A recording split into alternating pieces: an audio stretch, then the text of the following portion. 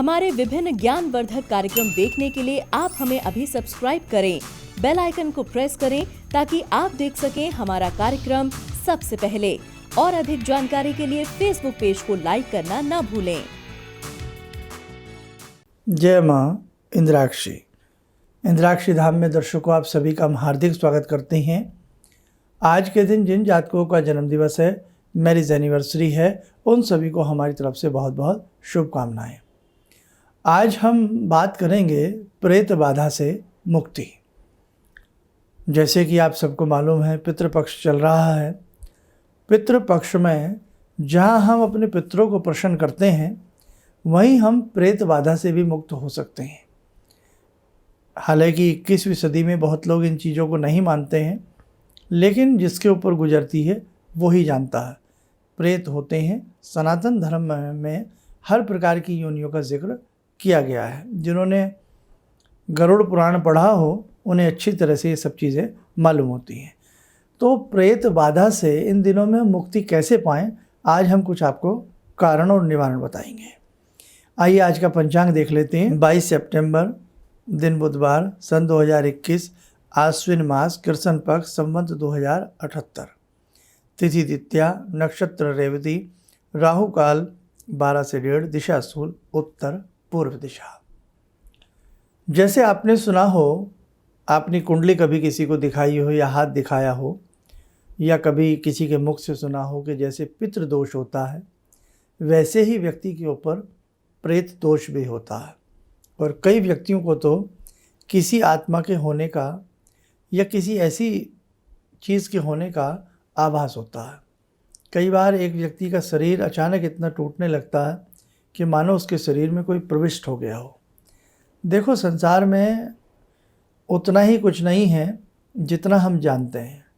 संसार इतने रहस्यों से भरा पड़ा है कि आप पूछिएगा मत।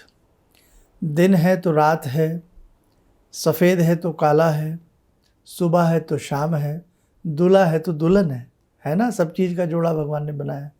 ऐसे ही इंसान है, आदमी है तो नारी है, भगवान है, शैतान भी है।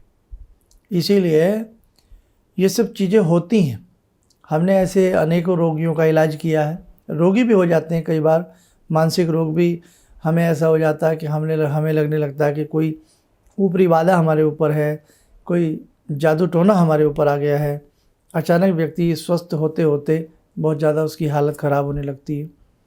ऊपरी बाधा की पहचान क्या है? एक तो ये आपको ज़रूर होनी चाहिए।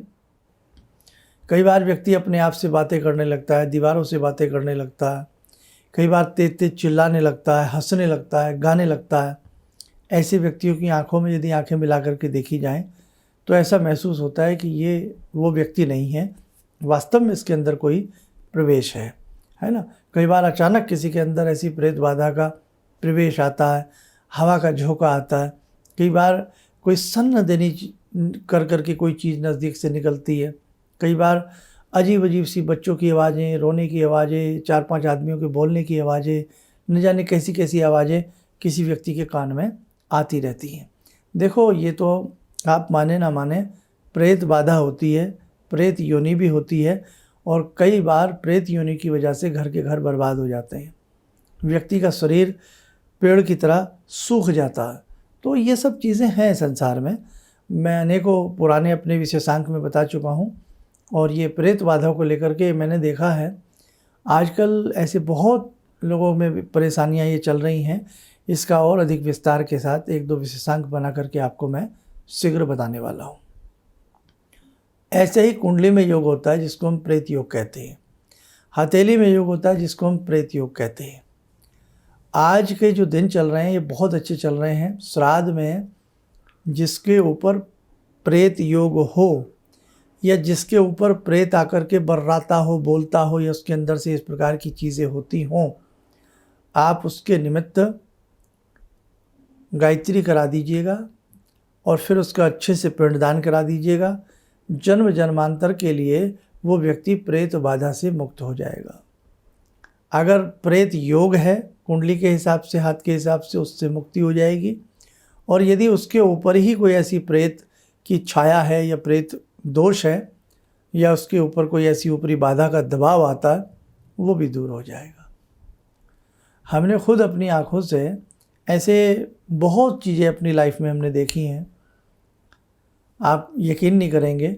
और आप जिन पाश्चात्य सी संस्कृति की आप लोग बात करते हैं कि ये पाश्चात्य संस्कृति में ये सब चीज़ें क्यों नहीं होती, हमसे ज़्यादा वहाँ होती है। भूतों की फिल्में, इतनी भारतीय फिल्मों में भूतों की फिल्में नहीं बनी जितनी विदेशों ने बनाई हैं। अलग अलग उनकी मैगज़ीन में ऐसी बातें आती रहती हैं, और तो और ऐसे कैमरे बना दिए गए हैं कि जिसमें उनकी पिक्चरें ली जा सकें। तो देखो, मैं अत्यधिक आपको नहीं समझा सकता, लेकिन इतना कह सकता हूँ, अपने धर्म के हिसाब से मैं ज़रूर कह सकता हूँ कि प्रेत योनि होती है। अब उससे बचने के उपाय भी होते हैं अगर हम बचना चाहें तो। जैसे मैंने बताया, आप गायत्री कराइए। जिस व्यक्ति को अपने ऊपर ऐसे हवा के झोंके का कुछ महसूस होता हो, उससे प्रतिदिन सुबह शाम हनुमान बाहुक पढ़ना चाहिए और गायत्री मंत्र की 5 माला करनी चाहिए।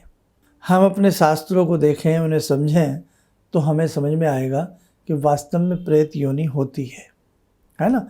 तो अब देखो, इससे बचने के अनेकों रास्ते हैं। हमने जैसे कहा, गायत्री मंत्र, ऐसे व्यक्ति का पिंड करा देना चाहिए, मरवा देना चाहिए, तो लाभ मिलता है। और नहीं तो यदि जिसे स्वयं ये महसूस होता हो मेरे ऊपर कोई चीज़ है या मेरे परिवार में है, तो ऐसे घर में प्रतिदिन हनुमान बाहुक का पाठ स्वस्वर थोड़ी सी ऊंची आवाज़ में होना चाहिए। गायत्री मंत्र की 5 माला करें, जल नज़दीक रख लें और जल में थोड़ा गंगा जल डाल लें और बाद में उस गंगा जल मिले जल में फूंक मारें। 5 माला गायत्री की करके सारे घर में छींटा मारें। आपको इन 10-15 दिनों में महसूस हो जाएगा अपनी समस्या कहीं ना कहीं दूर होते हुए। अमावस्या आ रही है, 6 अक्टूबर की अमावस्या है। उस दिन घर के अंदर बहुत अच्छे से आप गायत्री यज्ञ करा दीजिएगा, उस व्यक्ति को साथ बिठा करके, बड़ा अच्छा लाभ मिलेगा। सबसे पहला दिमाग से ये वहम निकाल दें कि इन दिनों में पूजा पाठ नहीं होता। ये बिल्कुल मिथ्या प्रचलन है किसी का बनाया हुआ। इन दिनों में अत्यधिक ज़्यादा से ज़्यादा आप पूजा पाठ करिएगा, समझे। और बहुत लोगों के मन में वहम होता है कि नई चीज़ें नहीं खरीदते। ऐसा नहीं है, ऐसा बिल्कुल भी नहीं है। बहुत सारी चीज़ों में हमें डराया गया है। हमारे धर्म के पीछे तो लोग कुल्हाड़ियाँ लेकर के, आज से नहीं, पता नहीं कौन से समय से हमारे पीछे लोग पड़े हुए हैं और हमारे धर्म को काटने का और तोड़ने का प्रयास कर रहे हैं। इसलिए ध्यान रखें, इन दिनों में बहुत शुद्धता के साथ आप अपना पूजा पाठ करिए। उधर गणपति गए हैं और इधर आपके नवरात्र आएंगे, तो ये जो बीच के दिन हैं ये तो बहुत अच्छे आपके पूजा के लिए होते हैं। किसी तरह का आप वहम ना करें। दूसरी बात, ऐसे व्यक्ति को प्रतिदिन शिवलिंग पर जल चढ़ाना चाहिए और थोड़ा सा जल वो पीना भी चाहिए और अपने ऊपर छींटे भी मारने चाहिए। तो बस मैं तो आज के इस अंक में इतना ही कह सकता हूँ कि अगर किसी के ऊपर प्रेत बाधा है तो उसके निमित्त श्राद्ध करा दीजिएगा।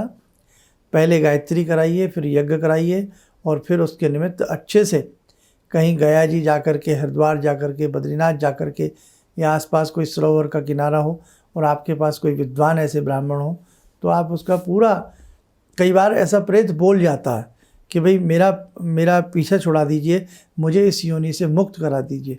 तो आप उनके लिए मुक्ति का साधन ढूंढ सकते हैं। जो प्रेत मुक्ति होती है तो वो बहुत अच्छे से जो ब्राह्मण जानते हैं वो उसको करा देते हैं और वो व्यक्ति हमेशा के लिए अपनी योनि में चला जाता है और वो उस व्यक्ति को परेशान नहीं करता। ऐसा वाकया कई बार ऐसे लोग हमसे भी मिले हैं, उनको हरिद्वार भेजा गया या कहीं ना कहीं भेज करके कई लोगों के ऐसे श्राद्ध कर्म कराए गए हैं, कुछ चीज़ें कराई गई हैं, तब जा कर के वो चीज़ें उनके अंदर से निकलती हैं। कई बार रात को लोगों को लगता है हमारे पास कोई सो रहा है, कई बार रात को लगता है कुछ हिल रहा है, कुछ गिर रहा है, और कई बार तो आदमी को साक्षात महसूस होने लगता है कि उसके सीने के ऊपर मानो टनों वज़न पड़ गया है और कोई चीज़ उसे दबाती है। तो देखो भाई, आप ज़्यादा कुछ भी नहीं कर सकते हो, तो मैं तो यही कहता हूँ, मन को समझा करके, हिम्मत रख के केवल गायत्री मंत्र की आप साधना करना शुरू कर दीजिए। श्राद्ध में करिए, आगे नवरात्रे आ रहे हैं, 40 दिन आप गायत्री मंत्र की अच्छे से साधना कर लीजिए। आपको ना सुधार हो तब हमें बताइएगा। और इसी के साथ हनुमान बाहुक का प्रयोग जरूर करिएगा। हनुमान बाहुक आप पढ़िएगा और डरिएगा मत। विल पावर मजबूत होनी चाहिए। ये चीज़ें जब भी कब्जा जमाती हैं किसी के ऊपर, जिस व्यक्ति की मानसिक भूमि कमज़ोर होती है। गुंडे मवाली जो लोग होते हैं ये उसी के मकान पे कब्जा करते हैं जो कमज़ोर होता है। किसी राजनेता का प्लॉट किसी ने दबाया कभी, देखा आपने, है ना? तो भाई पावर जिसकी कमज़ोर होती है तो वो कमज़ोर हो जाता है, जिसकी लाठी उसका भैंस, वो वाली बात हो जाती है। इसलिए ऐसे लोगों को अपनी विल पावर मजबूत रखनी चाहिए और डरना नहीं चाहिए। और आप घबराइए मत, ऐसे बहुत फ़ोन कॉल आते हैं, ऐसे बहुत लोग ऐसी समस्याओं में घिरे हैं। मैं जल्द ही 2-4 ऐसे विशेषांक बना रहा हूँ जो देखिए और उन्हें सुनिए, आपको बहुत बड़ी उनसे हेल्प मिलेगी। आइए मेरे साथ को समय और चला ध्यानमाला का। आज की ध्यानमाला में जुड़ते हैं हम भगवान श्री राम से। ॐ रामो राजमणि सदा विजयते, रामं रमे संभजे, रामेण विहता निशाचरचमू, रामाय तस्मै नमः। रामानास्ति परायणं परतरं, रामस्य दासोऽम्यहम्। रामे चित्तलया सदा भवतु मे, भो राम मामुद्धर। राम रामेति रामेति, रमे रामे मनोरमे, सहस्रनाम तत्तुल्यं, राम नाम वरानने।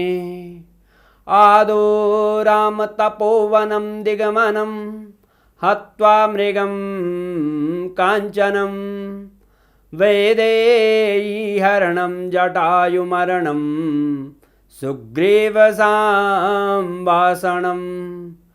बाले निग्रहणं समुद्रतरणं, लङ्कापुरे दाहनं, पश्चात् रावणकुम्भकर्णहननम्, एतद्धि रामायणम्।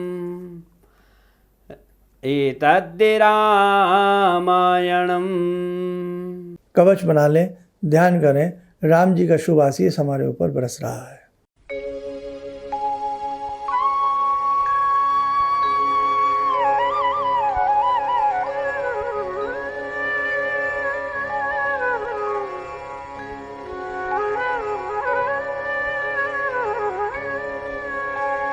ओम बोलते हुए नेत्र खोलें, सामान्य हो जाएं। एक सूचना कि जो वैदिक जन्म पत्रिका संस्थान में बनने के लिए आई हैं वो काफ़ी लोगों तक हम पहुंचा चुके हैं। और किसी भी प्रकार की ऐसी और कोई आपको दिक्कत महसूस होती है आपके अपने जीवन में और आप चाहते हैं कि हमें कोई किसी से राय लेनी चाहिए, उसके लिए आप हमारे संस्थान से भी संपर्क कर सकते हैं। देश विदेश में आप कहीं भी रहते हैं, आप अपनी टेलीफोनिक अपॉइंटमेंट भी बुक करा सकते हैं।